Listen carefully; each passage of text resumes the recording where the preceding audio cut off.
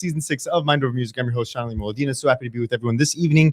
This is part 2. We are live on Facebook. We are live on the Radio Zod app. It's a free download.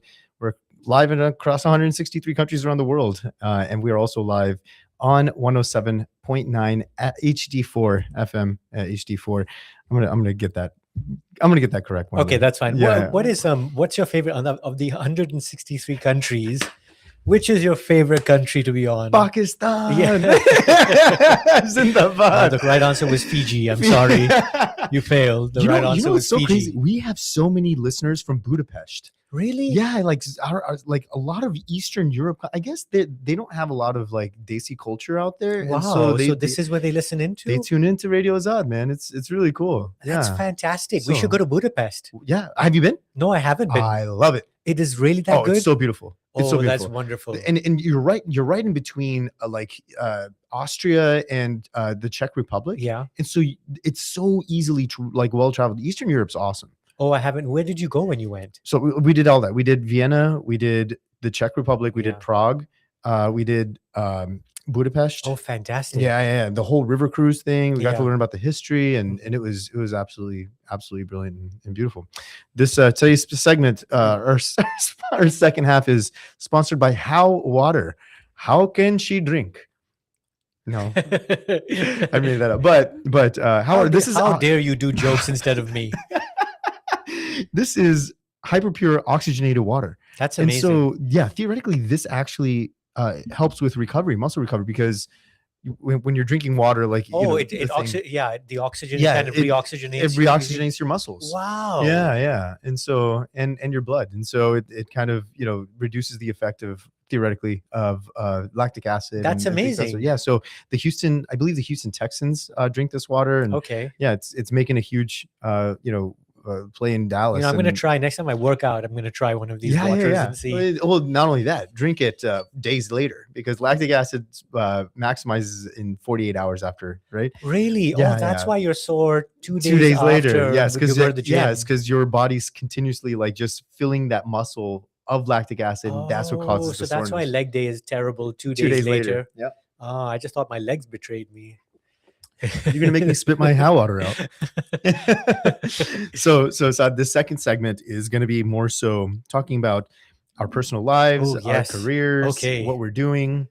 It's funny because you mentioned you've been here, you really stuck it out for 6 years. This is my sixth season. 6 years of doing something is not an easy thing to do, and you still I see you right now, and kudos to you. You're full of happiness and excitement for being here. Yeah, this is my favorite. And how do you keep that?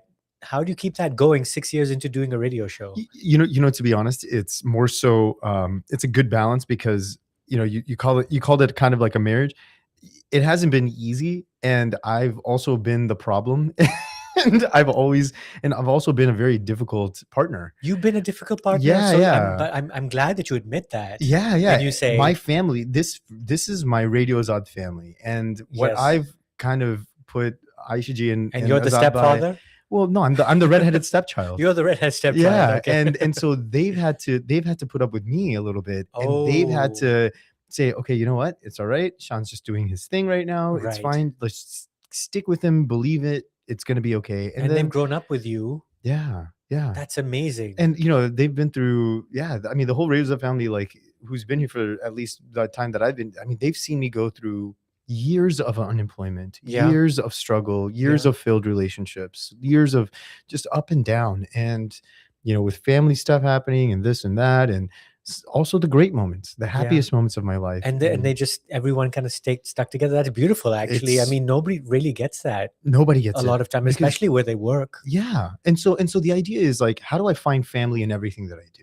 Oh, that's the great takeaway. That's it. That's what I do. I find family and community in everything I do. Oh. Yes. So when we have dinner that's after hard this, to do, though. Yeah, like we're going to go have dinner after this. Great. The place I'm going to take you, we're going to walk in, and everyone's going to know us. They haven't even met you yet, but I talked about you. Oh, that's and they sweet. already know who you are. That's so, and they're ready to have really awesome, engaging, curious, loving conversations with us. So how did you, because this is a very, very I mean, people won't stumble upon this their whole lives Yes. and miss out. Yes. How did you stumble upon this, knowing that you were the problem child and Yes. everything was going on? When did you get this moment of clarity?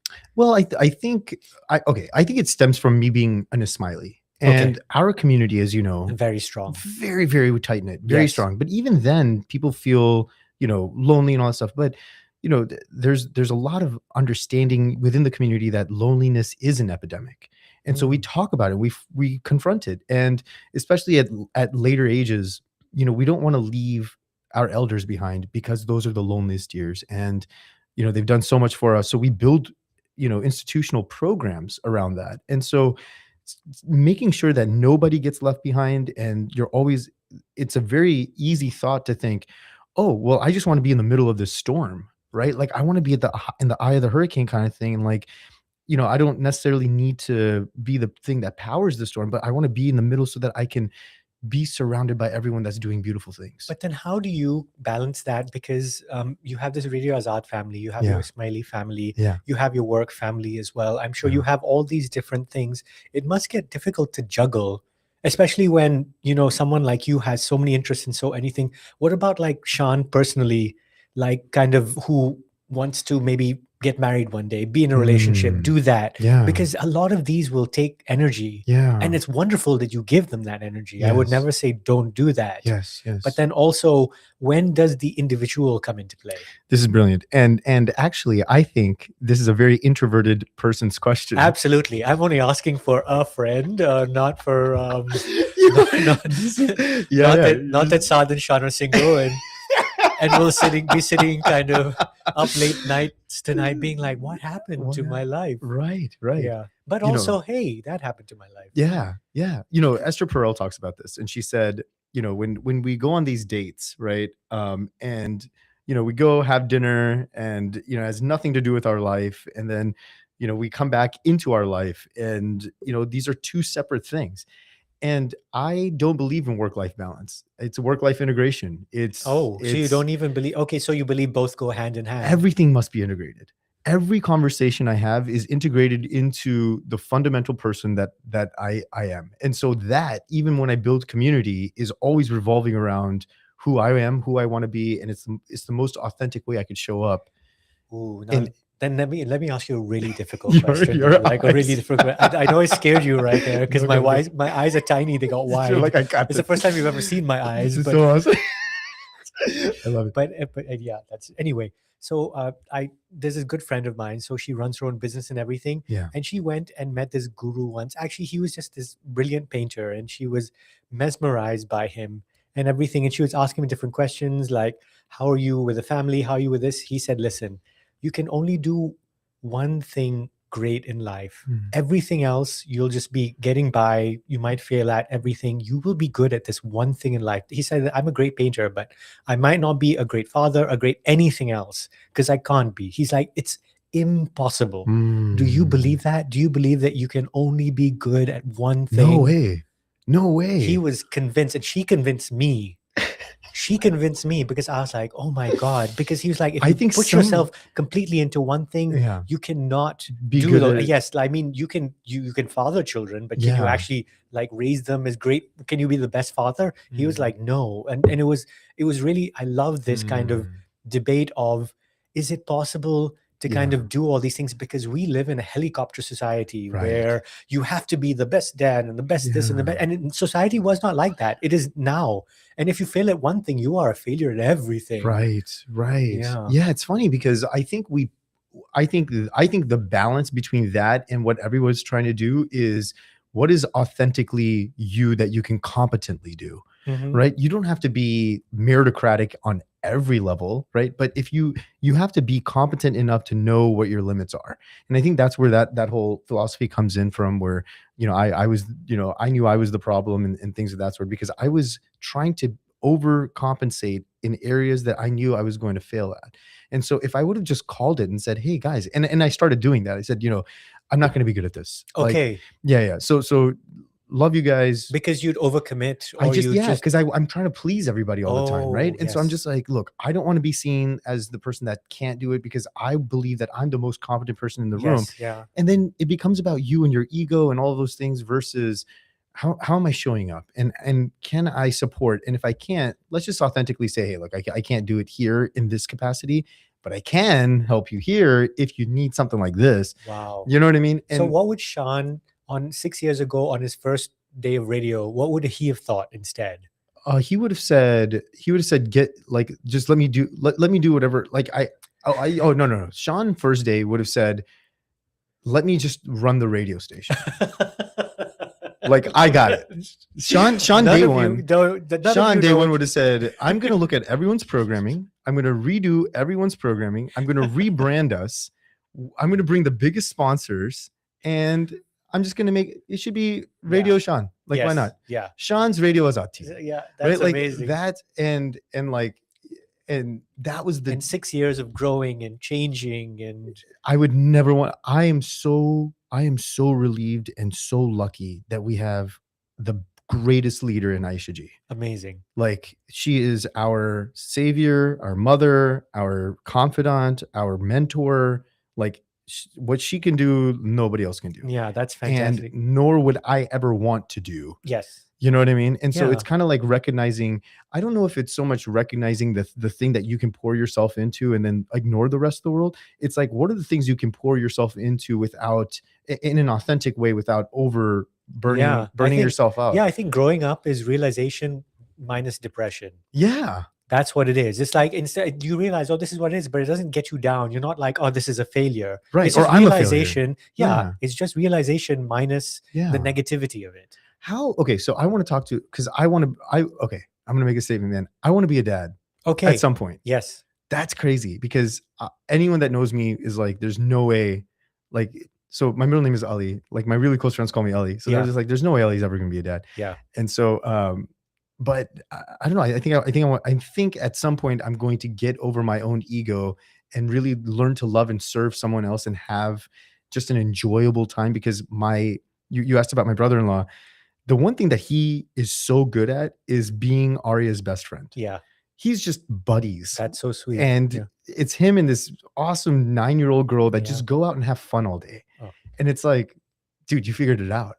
Like, the parents that want to be better parents are not friends with their kids, but he challenges her, he disciplines, and he just enjoys spending time with her. That doesn't mean they're best friends.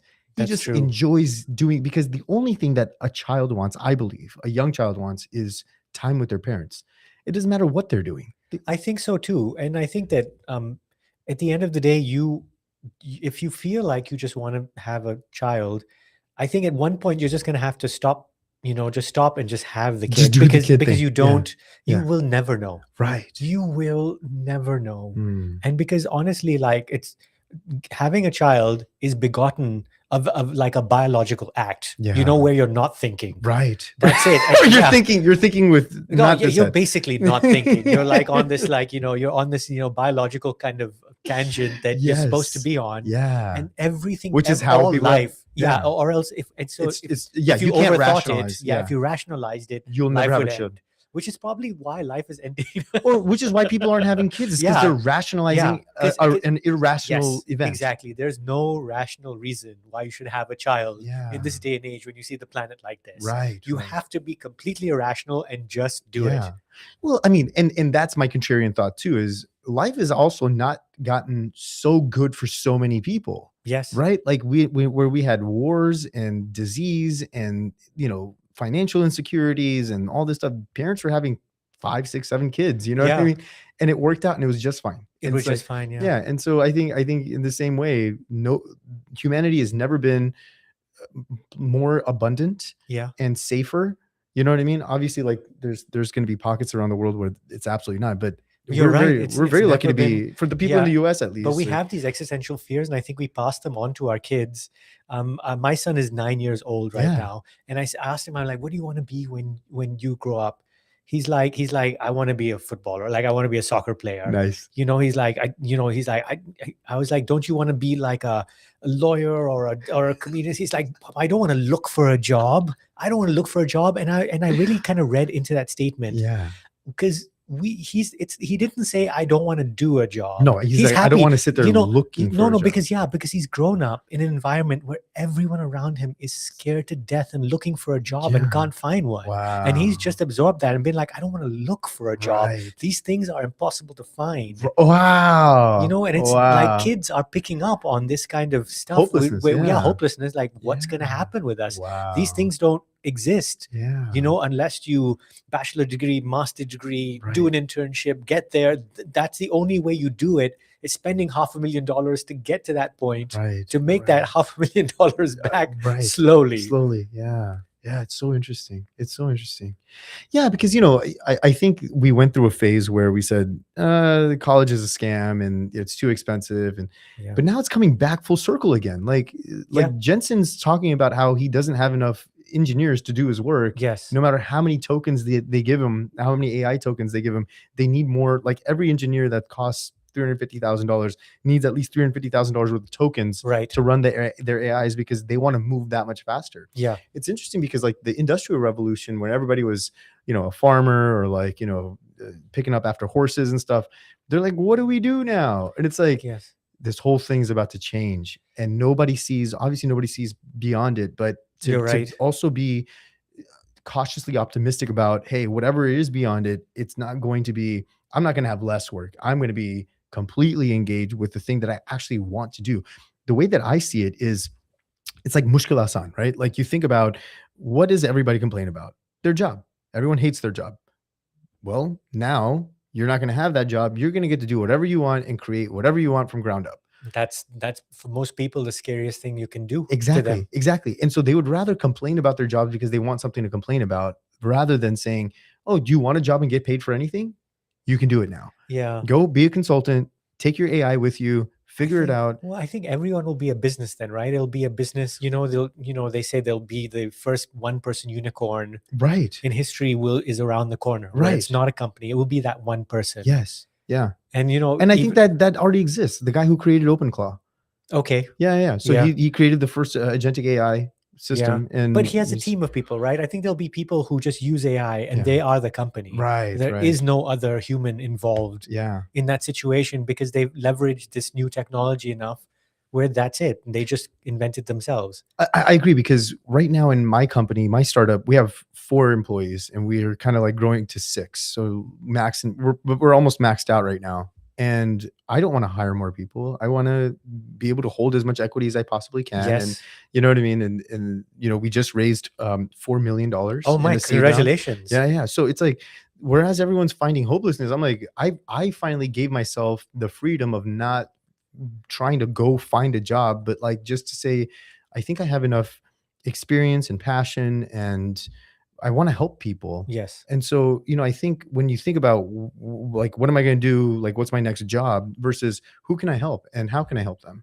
You know, the loneliness, all these things, like, it's not, you're right. Everything is a business, because there needs to be, like, even comedy is a business. You know what I mean? Like, no, comedy is a business. And I think that at the end of the day, I won't be known as a comedian. Maybe I'll be known as like I will be a production company of one, you know, where I'm just, I would love it. You know, when I that's the vision. That's when exactly I look at right. Happy AI, I'm like, okay, this thing I can talk to, which will help me, you know, I know what I need to write. Right. Yeah. So I have that kind of proprietary thing I need, and then something that helps me shoot and edit and do everything. And then I will not need those people. Right. But then the pie will be divided. I will probably make as much as I would make if somebody given it to me, because you're also just fighting for that sphere of influence where you're only going to meet, you know, you're going to reach a certain number of people and advertise to them or market to them or whatever it is. So it might just even out, but you will be kind of responsible for yourself. Right.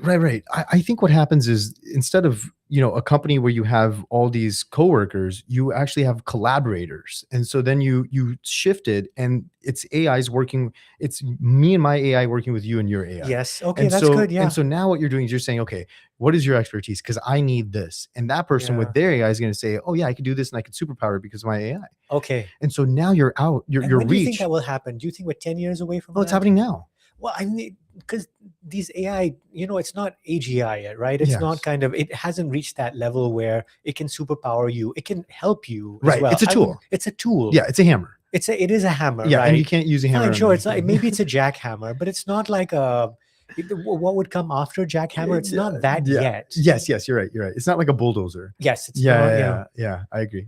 Or one of those cranes that can build those. But yeah, you're right. I mean, it's getting there, right? And I think that if you know how to use the jackhammer and you can do these small projects, then you're eventually going to be able to get foresight into saying, oh wow, I can build that Emaar building in Dubai.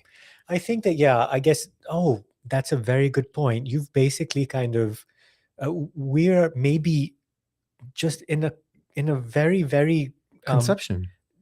In conception, a conception away from apathy and from, I don't think there'll be any more worker bees. Everyone's going to be a queen bee. That's so amazing. Yeah, but that's what we've always wanted.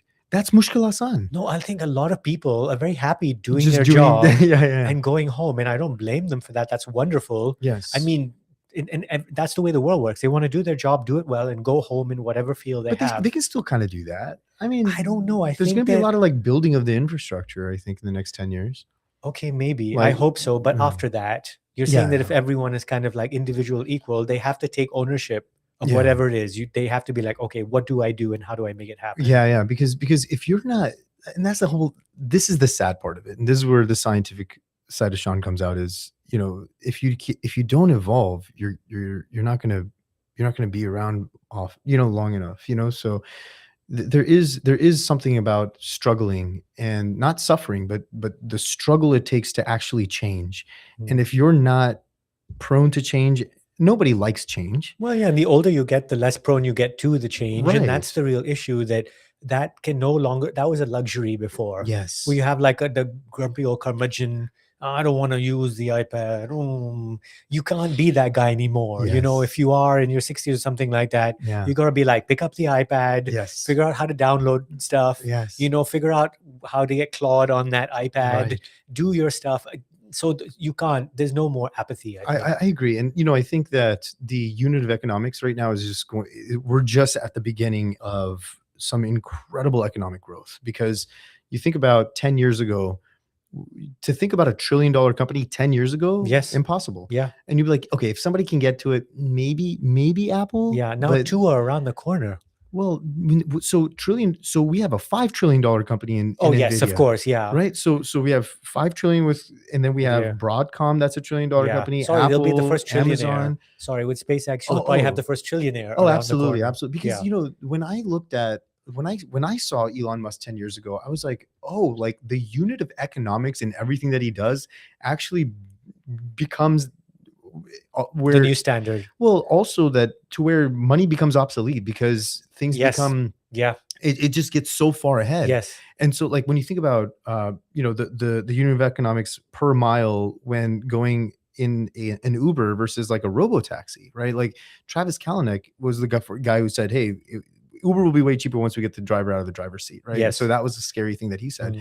But Elon's going to do it. But what ends up happening is it creates a level of prosperity for everybody, because rather than spending $30 on an Uber ride, you're spending 12 or 5 or 3. No, for someone like me, it's perfect because but it also means you don't have to buy a car. Yes. If it comes down to 10 or 12, you won't buy a car. I do not want this car. I love my car. It's a great car. It's a Tesla. But you don't want to drive, right? Yeah. Why? Like who wants to drive when they don't have to? I don't drive. I actually go less places. Yes. Than drive more. Yes. That's what I do. But also like I moved like from Pakistan. So the right hand driving. Oh yeah. I'm just keeping all the other people safe by taking Ubers. you want me off the road, guys? Yeah, you don't want me. Absolutely. You do not want me walking across the road. Operating this 3,000, 5,000 pound vehicle. Yeah. Oh my God, that's awesome. That's awesome. Yeah. So I mean, I think you think about how the future is going to shape us versus how we're shaping the future, right? There's literally like a couple of handfuls of people that are currently shaping the future. And that's going to be in more and more of our hands, but the future has to shape us first in order for us to shape the future. Oh, so it's this flywheel, it's this feedback loop. Yes, yeah, and this the biggest link in this feedback loop right now is how we adopt AI. Yeah, and what we use it to do. Absolutely, because AI is based right now, by and large, largely on the idea of whatever humanity has done in the past. So we're not really listening to anyone but our own past. I mean, yeah, that's all we're doing is taking our own past knowledge and reconstructing it and remixing it and doing. There is no new knowledge. Right. That's what I'm waiting for. Yes. When the old knowledge creates some new knowledge, which they say will happen in healthcare, and you should know. You should know the most about that. It's crazy. It is. You have no idea what we're doing, man. You think in 5 years, cancer not a thing? Significantly more recognized thing. Okay. Initially. Okay. Because the idea is, how quickly can you recognize the cancer, treat the cancer, have targeted outcomes around that cancer, and ensure predictability of how the drug is going to work in that environment, or in that molecular tumor environment. Eventually, it's going to say, okay, what's causing that cancer? How do we prevent the causing of that kind of cancer? And then how do we fix it? And that's going to be more related to how organs function, how cells function, and then how cells divide. And every single time a cell divides, you have these little ends at the end of your DNA called telomeres. Telomeres, shorten every single time a cell divides. And so, that's a huge mechanism to how cancer is also developed out. Because that's when it mutates, when that telomere mutates or gets short. Yeah, or there's a cell signal pathway, right? Where it says, hey, start dividing now. Okay. And so you start dividing, and then that tumor mass starts happening. Okay, right? so you and so that in the so rather than allowing the cell to take its time and grow, and then divide, it just says divide now, keep going. And so that is also a function of you can measure that in the telomeres. Wow. So I mean, the thing is, we will probably be living much longer than any other generation ever. If we can survive for the next 15 years, you'll be able to live comfortably over the next 50 years, I believe. Wow. Yeah. So survive next 15 years. Do not drive. And if you see me driving, get off the road, stop the car, get in front of the car, get Saad out of the car. Yeah. Okay, no, 15 years I won't drive, and then after that I'm going to drive everywhere. Be like, it was your fault. Do whatever you want. Yeah. You're probably you have the technology. Go fix yourself. They'll just pop another organ in. Exactly. Which is crazy, because we're working with organoids. So my company, one of the things what is an organoid? Okay, so there's two ways to do it. When you want to be able to create or harvest a new organ, what you do is you pretty much put it in like a petri dish. You create a scaffold. You can put some cells on it, and then it'll, based on the function of that cell, you can grow more of those cells. Well, you can do the same thing with tissues. Mm-hmm. You can do the same thing with organs. And so you find these little things called organoids, and then you can grow the organ, or you can grow the tumor in a controlled environment, expose it to different drugs, chemotherapies, immunotherapy, so on and so forth, and see how the cancer responds before you put it into the patient. Wow. That's crazy. And how fast will this happen? It's happening now. My company, I have amazing. I should have brought it. I have a prototype that my CEO just sent to me today. Wow, Sean. Okay, Yeah. I hope, I think we'll still be here then. Yeah. Very happy and healthy. We're going to be happy and healthy. We'll be celebrating Sean's 50th Radio Azad season. birthday. Yeah. It's his 50th season. That would be nice. That would be nice. And what would you want for Sean to say in his 50th season, if you were to kind of look at yourself? I thought I knew everything. It turns out I know just enough, and and all that mattered were the people that were along with me on the ride. That's amazing. Or we might go back to the old Sean, who's like, listen, I finally learned enough. I'm taking over the radio station. I'm plugged in. The Neuralink. I was right the whole time. I got the Neuralink, guys. I need to run the station now. I am the internet. I've been here 50 years. Why am I not running the station yet? It's been 50 years. I'm still doing this show. Still doing the same show, man. 50 years later. Oh my gosh. All right. Yeah. All right. What do you feel? Should we take a quick commercial break? Absolutely. Yeah. Okay. We're going to take a quick commercial break, guys. We'll be right back with more Mind Over Music and with our boy, Mr. Saad Haroon. He is going to be on tour coming up in September, and we're going to talk about those tour dates. We're going to talk about how you got into the business, and what's kind of in the future, in the cards in the future for you. So stay tuned for more Mind Over Music. We'll be right back after these quick commercial messages.